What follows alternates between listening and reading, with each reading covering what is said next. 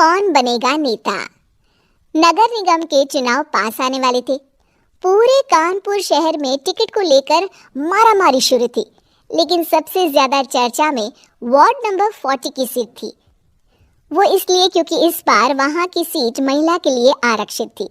अब सवाल ये था कि चुनाव लड़ेगा कौन।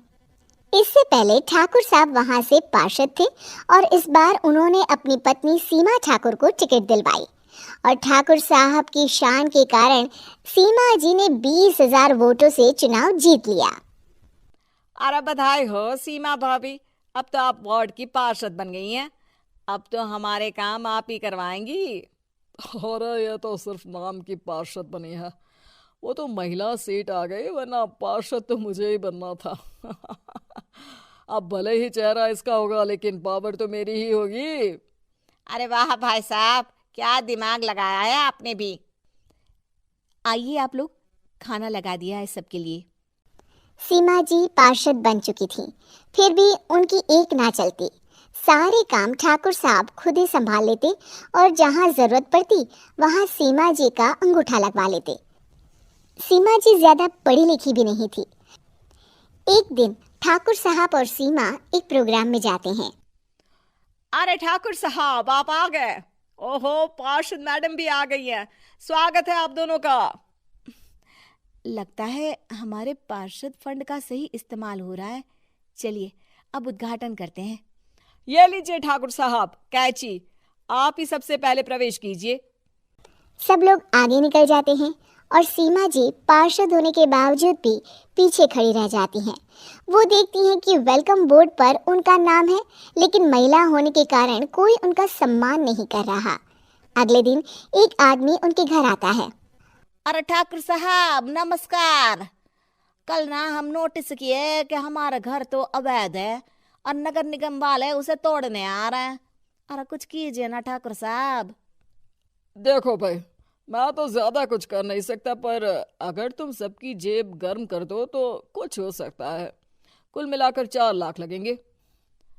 अरे 4 लाख ठाकुर साहब?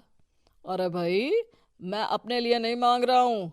दरोगा है, इंजीनियर बाबू है, बड़े साहब है, सबको देना पड़ता है ना थोड़ा थोड़ा। बोलो है मंजूर? तभी वहां अचानक सीमा जी आ जाती हैं। अरे ये आप क्या कर रहे हैं? पहले इन्हीं लोगों से तो आपने वोट मांगे, अब इनसे ही पैसे ले रहे हो। अरे चुप रहो तुम। तुम्हारा काम है सिर्फ अंगूठा लगाना, तुम वही किया करो। मुझे दूसरे काम तुम मत सिखाओ, समझी?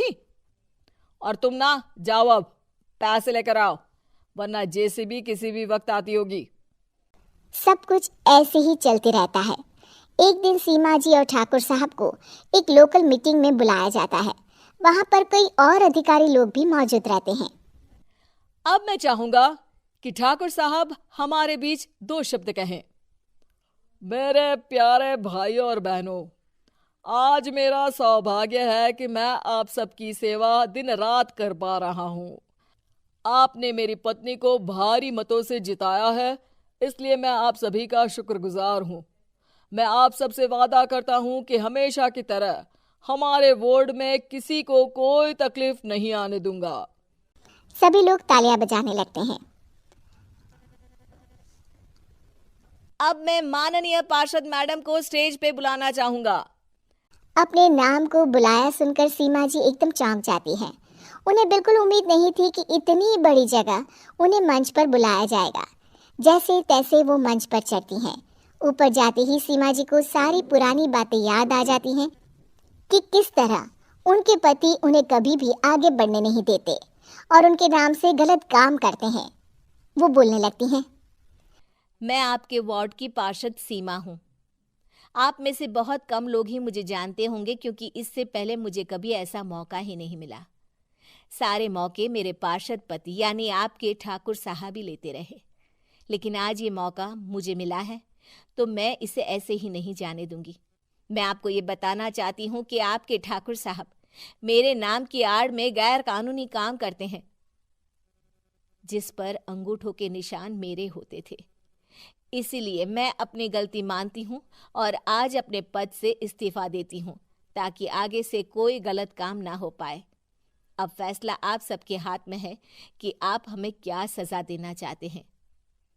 सीमा जी की बातें सुनकर ठाकुर साहब के चेहरे का रंग उड़ जाता है और वो शर्म से मुंह नीचा करके वहां से चले जाते हैं और पद से इस्तीफा देकर ही सही सीमा जी अपने आप में आत्मविश्वास महसूस करती हैं।